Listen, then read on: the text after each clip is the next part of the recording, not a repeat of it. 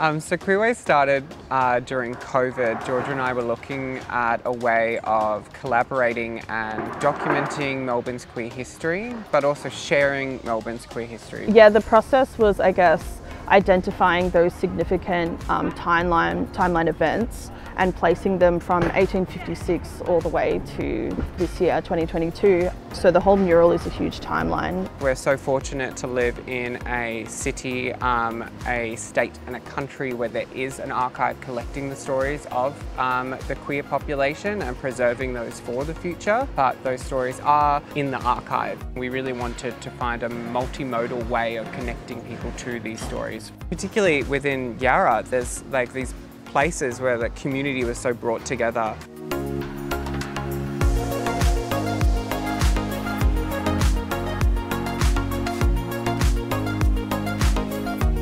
Some really significant locations that we knew we had to include within the maps and this greater project now were the Star Hotel, which had the first Out Black event was held there. It was also the home to King Victoria for a period of time, the Glasshouse Hotel, the Laird, Fairfield Infectious Diseases Hospital, which is now within the grounds of Melbourne Polytechnic, and the AIDS Memorial Garden there was another site that we knew had to definitely be featured. We're now joined by two of the radio hosts, James McKenzie from In Your Face and Sally Goldner AM from Out of the Pack. Put on a big event for NAIDOC Week in July 2010, and we had it at the Glasshouse in Gibbs Street, Collingwood. So we had people lining up at the front door.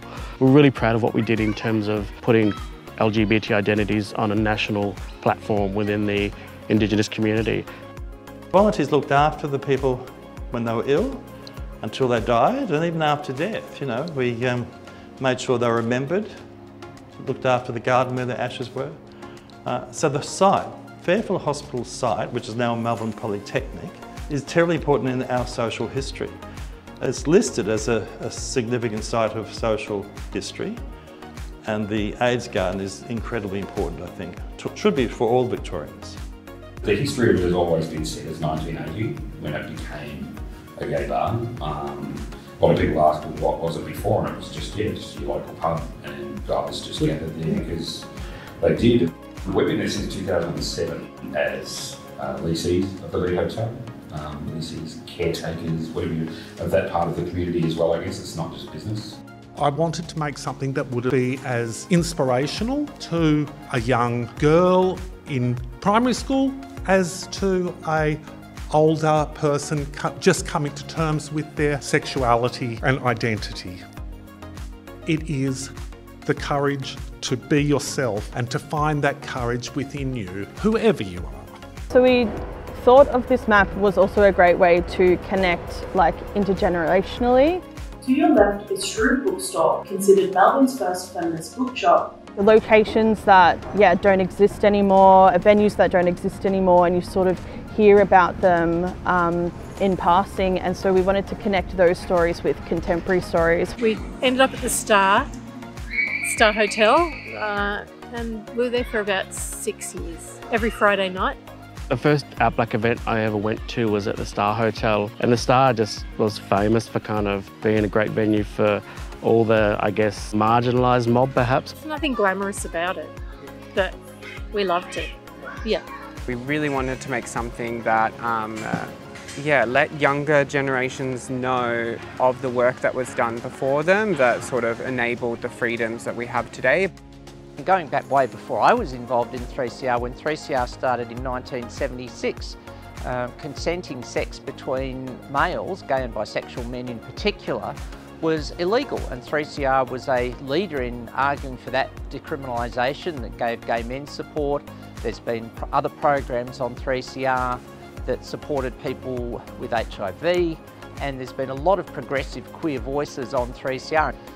There weren't many events at the time, and there was nothing that catered to butch, trans people, you know. It was wildly popular from the beginning. So it was the zeitgeist. It heartened me to know that people were interested and that they were going to record things, and this was going to be kept for as a tool for others, to inform others, for posterity perhaps. It reminds us all that time is precious.